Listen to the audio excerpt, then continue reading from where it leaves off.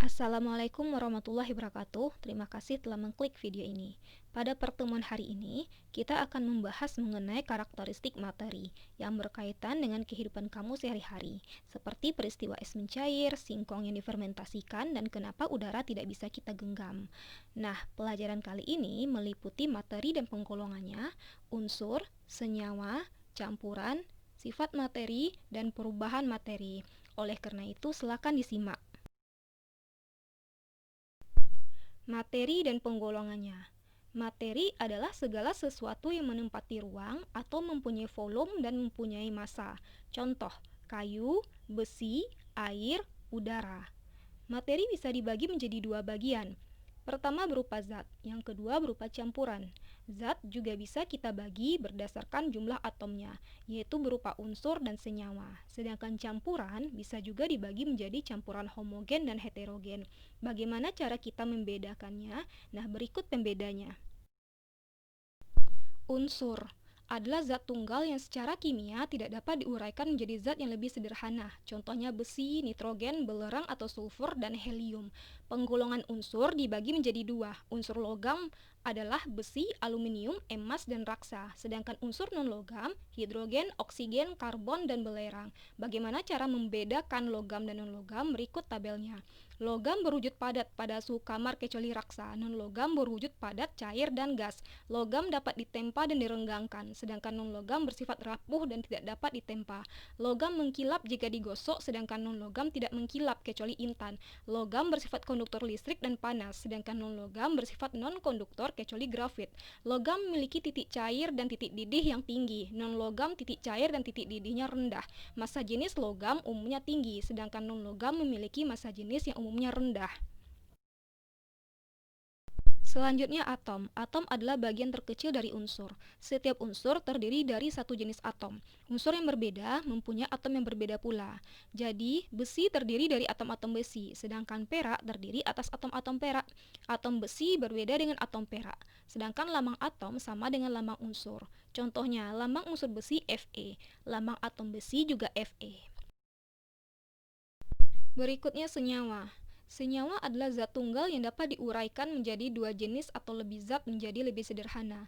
Contoh, air, gula tebu atau sukrosa, garam dapur atau natrium klorida, karbon dioksida, dan urea.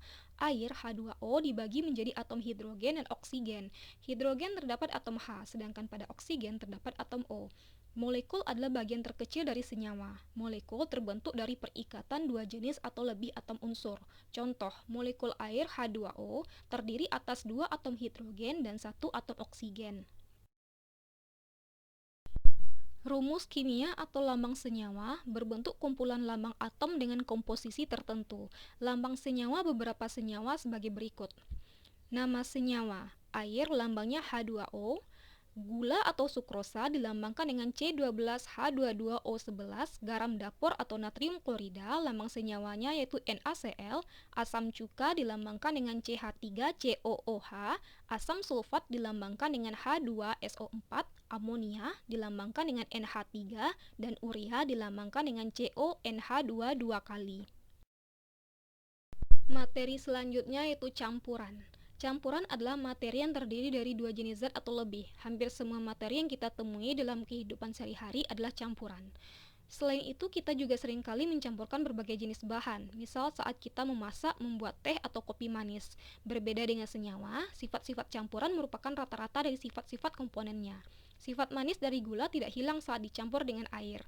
Demikian juga dengan sifat asin dari garam. Jika ke dalam air dilarutkan gula dan garam, maka larutan akan memiliki rasa manis sekaligus asin. Jenis-jenis campuran dibagi menjadi tiga, yaitu larutan, suspensi, dan koloid. Nah, berikut akan kita bahas satu persatu. Larutan. Larutan adalah campuran homogen. Suatu campuran dikatakan homogen jika antar komponennya tidak terdapat bidang batas, sehingga tidak terbedakan lagi walaupun menggunakan mikroskop ultra. Komponen larutan tidak dapat dipisahkan melalui penyaringan. Larutan terdiri atas pelarut dan terlarut. Biasanya, komponen yang jumlahnya terbanyaklah yang dianggap sebagai pelarut. Akan tetapi, jika larutan berwujud cair, maka komponen cairlah yang dianggap sebagai pelarut. Contohnya sirup. Sirup memiliki komponen gula yang lebih banyak daripada air, namun yang dianggap sebagai pelarut adalah air. Suspensi. Suspensi adalah campuran heterogen, antar komponennya masih terdapat bidang batas dan seringkali dapat dibedakan tanpa menggunakan mikroskop. Suspensi tampak lemah dan tidak stabil. Zat tersuspensi lambat laun terpisah dan mengalami penggendapan. Suspensi dapat dipisahkan melalui penyaringan, contohnya campuran kapur atau terigu dengan air. Koloid. Koloid adalah suatu bentuk campuran yang keadaannya terletak antara larutan dan suspensi. Contohnya santan, air susu, air sabun, dan cat. Koloid umumnya terlihat keruh tetapi stabil. Campuran koloid tidak dapat disaring. Koloid dapat dibedakan dari larutan berdasarkan sifatnya terhadap cahaya. Larutan bersifat transparan, sehingga berkas cahaya yang melalui larutan tidak dapat diamati dari samping, seperti pada contoh efek Tyndall berikut. Sedangkan koloid menghamburkan cahaya, sehingga berkas cahaya yang melalui koloid dapat diamati dari samping. Contoh penghamburan cahaya lampu kendaraan pada malam yang berkabut dan penghamburan cahaya matahari pada pagi hari yang berembun. Kabut dan asap juga termasuk koloid. Tabel perbedaan larutan, koloid, dan suspensi. Dilihat dari sifatnya, larutan bersifat homogen. Koloid terlihat homogen tetapi sebenarnya bersifat heterogen. Suspensi bersifat heterogen. Larutan ukuran partikelnya kecil dari 10⁻⁷ cm, sedangkan koloid ukuran partikelnya rentangan dari 10⁻⁷ sampai dengan 10⁻⁵ cm, sedangkan suspensi ukuran partikelnya besar dari 10⁻⁵ cm. Larutan terdiri dari satu fase, koloid terdiri dari dua fase, sedangkan suspensi terdiri dari dua fase. Larutan bersifat stabil, koloid umumnya bersifat stabil, sedangkan suspensi bersifat tidak stabil. Larutan tidak dapat disaring, koloid tidak dapat disaring, sedangkan suspensi dapat disaring. Contoh larutan: larutan gula, larutan alkohol, larutan asam cuka, larutan NaCl, larutan MgCl2, larutan HCl, dan lain-lain. Koloid contohnya sabun, susu, kabut, santan, agar-agar, tinta, mayones, awan, sampo, kecap, dan lain-lain. Sedangkan suspensi contohnya adalah air keruh, air pasir, lumpur, tepung, kopi, minyak air, kuah, kaldu, dan lain-lain. Nah, demikianlah perbedaan antara larutan, koloid, dan suspensi. Sekarang kita akan beralih kepada sifat dan perubahan materi.